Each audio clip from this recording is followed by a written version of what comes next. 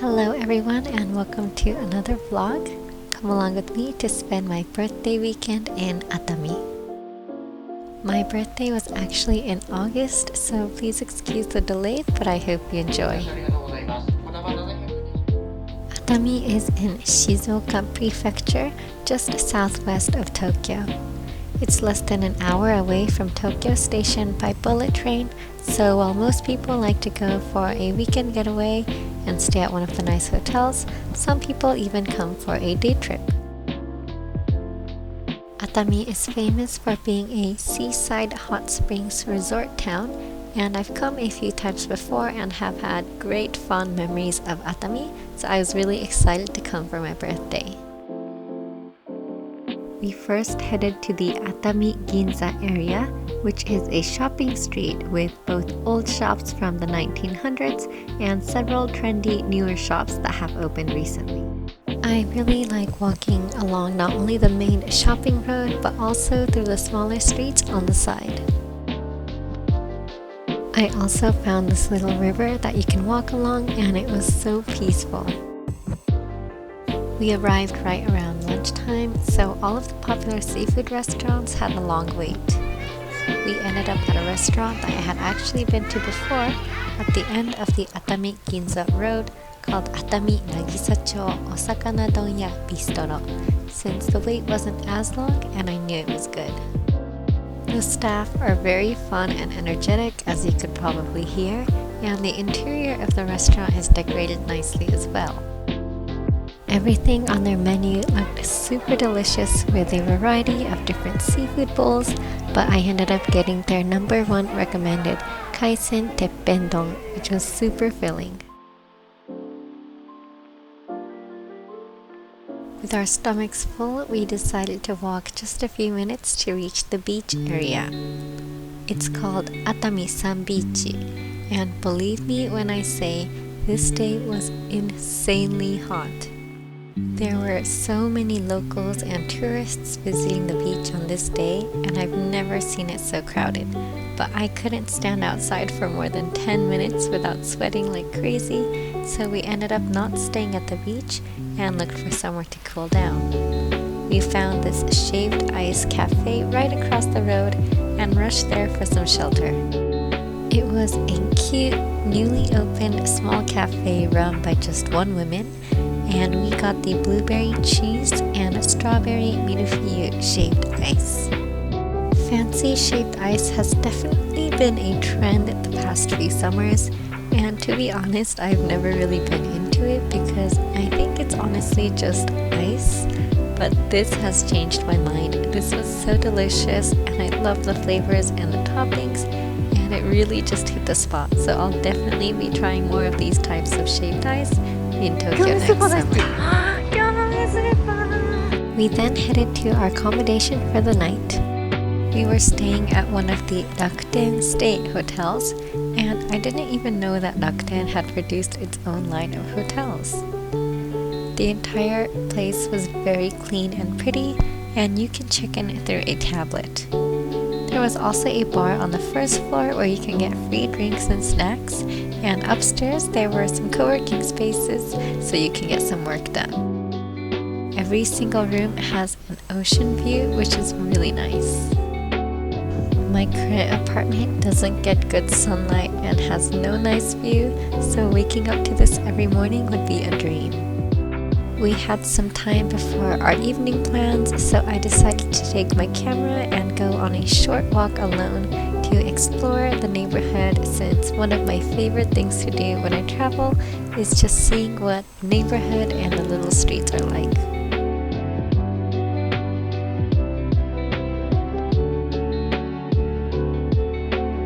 I love how in Atami it can be crowded only around the main shopping and beach area, but as soon as you get a little further away, it's so quiet and so peaceful. I just walked around and sat for a while looking at the water, and it was just so nice and calming.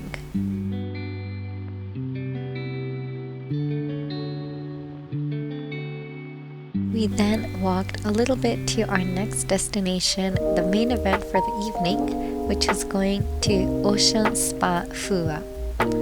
Fua is an oceanside hot spring facility located within the Atami Bay Resort, Korakuen, and guests can enjoy the spacious lounges, the Finnish-style saunas, bedrock bathing, professional massages, and of course relax in Japan's biggest outdoor standing hot spring bath. I of course couldn't film much inside the actual bathing spaces, but it was amazing. I definitely recommend stopping by after a tiring day of sightseeing if you're in Atami. We hadn't planned anything for dinner, but found this really nice yakiniku restaurant called Den. I love yakiniku, so I was very happy. The meat was really high quality and we were happily filled. After dinner, we got ice cream and a drink before we went to the hotel hot springs and passed out for the night after a long, tiring day. The next day was my actual birthday and I was so happy. The weather was amazing and we started off our morning with a complimentary seafood bowl from the hotel, which is actually really good.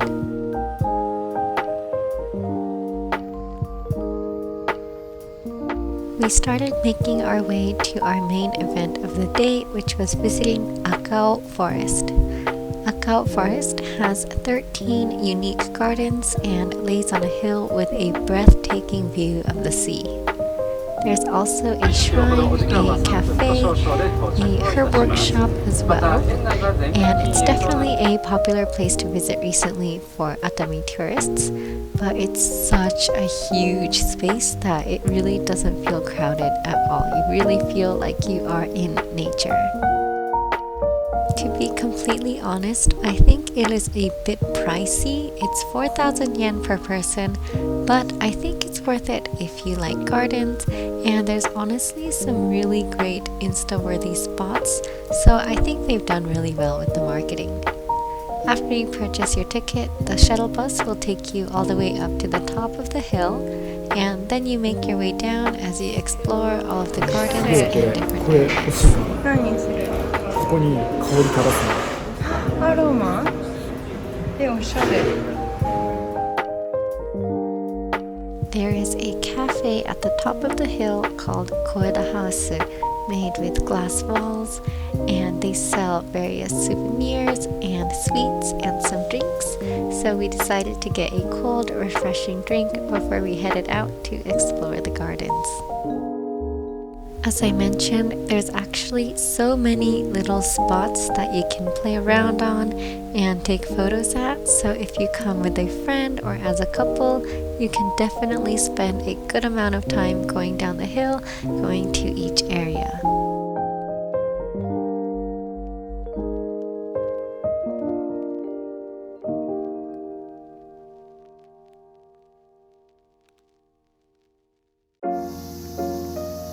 You can probably hear the cicadas, but this day was also so incredibly hot.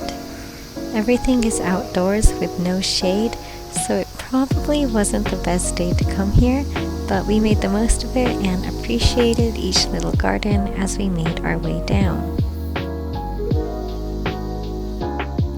Apparently, they also do weddings here as well, which would be a great location since there's this space where you can have a little party, and it would also be nice for a photo shoot as well since you have so many beautiful background options.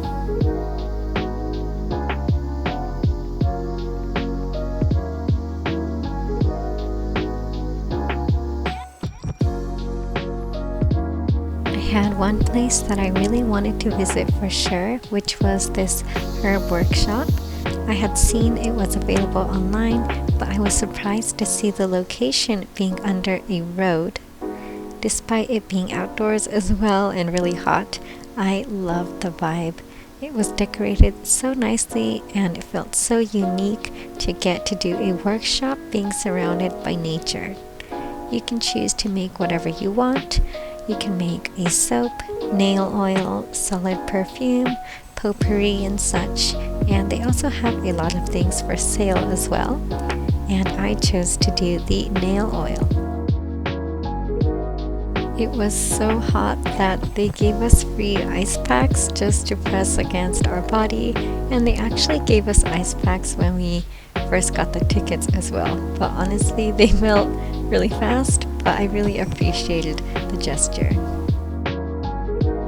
Making the nail oil was quite simple. I got to choose the scent that I like and put in whatever dry flowers I wanted to. I love doing my nails, which you can see on my Instagram highlights, so I was really excited and I've already been using it a lot. After we finished, we headed out of Akao Forest and headed back toward the main Atami Ginza area for a late lunch. Since we already had seafood, we decided to get some soba at a restaurant called Sarashina. Sarashina has been around since 1927, almost 100 years ago, and I love the very cozy, traditional interior of the shop. It took a bit of time since they were busy, but we weren't in a rush, and our tempura sobas were delicious. We had just a bit of time before we needed to make our way to the station to catch a train, so we decided to get some sweets along the main road. If you come to Atami, you must stop by the Atami pudding shop. There's a few shops around Atami, which is why this one says Cafe Second, and the theme is a very cute retro Showa style, and they have a lot of different Japanese flan-centered desserts available.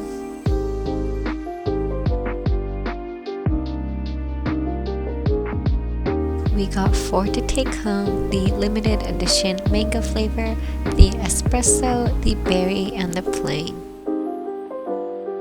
There's an area that looks like a little bathhouse where you can take pictures, and they also have a lot of goodies with their mascot hippo, which I kind of wanted to buy since they were so adorable. Next, we stopped by the nearby gelato store because we actually knew someone who was working there, so we said hello and got ourselves a little cold treat. This shop is actually a sister shop of a different Italian restaurant, so you know they'll have good gelato. As some of you may know, I have a slight obsession with mint chocolate, so of course I got mint chocolate. And whenever I get gelato or ice cream, I always struggle with the second flavor, trying to decide if I want another chocolatey one or if I want a refreshing fruity one. We browsed the station gift shops a bit before we had to hop on to our green car train to take us back to Tokyo, and that was the end of our little Atami trip. I really do love Atami each time I visit, and it's just such an easy, great getaway from the city. There's so much more to it that I couldn't really show in this video, but I definitely recommend if you haven't been yet. Thank you always for your patience and for watching and commenting. I've had an insanely busy past couple of months, but I'm excited to be editing and uploading again.